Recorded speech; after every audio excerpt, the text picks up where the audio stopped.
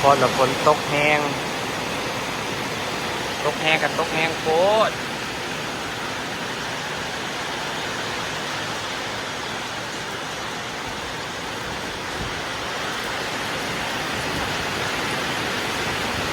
สบายดีพี่น้องสวัสดีตอนเย็นจะฝนตกแห้งแท้แห้งว่า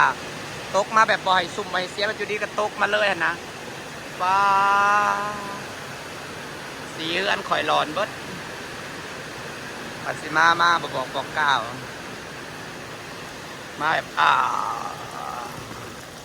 มาแบบบ่อยซุ่มให้เสียงมาแบบ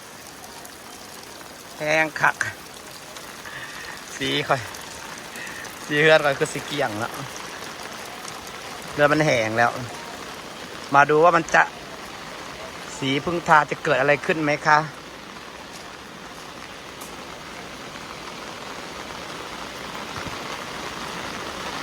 มันจะเกิดอะไรขึ้นไหมเอ่ย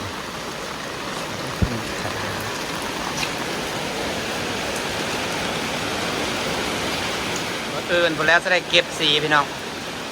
วันนี้ค่ำแล้วจริงๆมันฮักกระท่าแล้วได้นี่นะ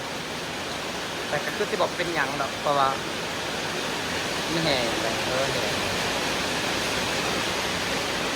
แห้งเลยคือที่บอกเป็นข้าว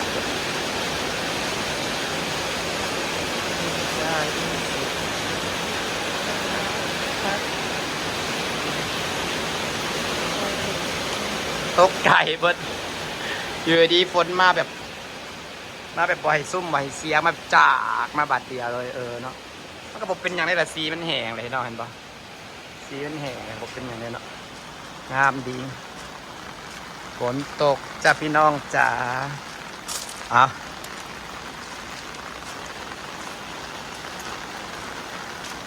ท้องฟ้าสีครามงามสวยเด้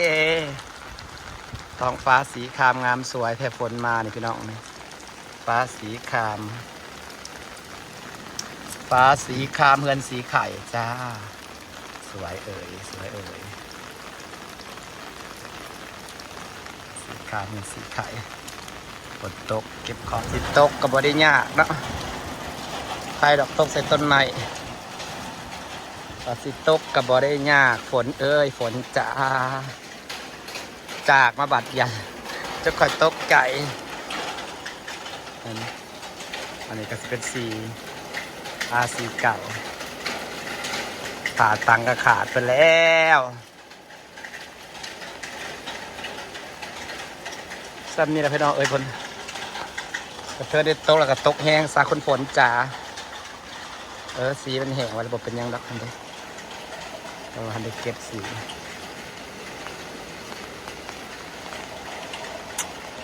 ฝนตกห้ามเห็ดปวกออกแต่การฝนตกเลยกะเฮ็ดเฮ็ดบงงามเลยพี่น้องฝนตกแล้วก็เฮ็ดบงงามคือแม่น้องตีว่าเขาจับไปหาเฮ็ดไปมาขายพละหาบพอเพิ่นฮักกะฮู้ว่าเฮ็ดเนาะต้นมะกะทันก็กำลังสัตว์ขึ้นมาพี่น้องจ๋ากำลังสีคำฟ้ากำลังเป็นสีคำทักทายสบายดีเด้อฝนตกกับพี่น้องสบายดีจ้า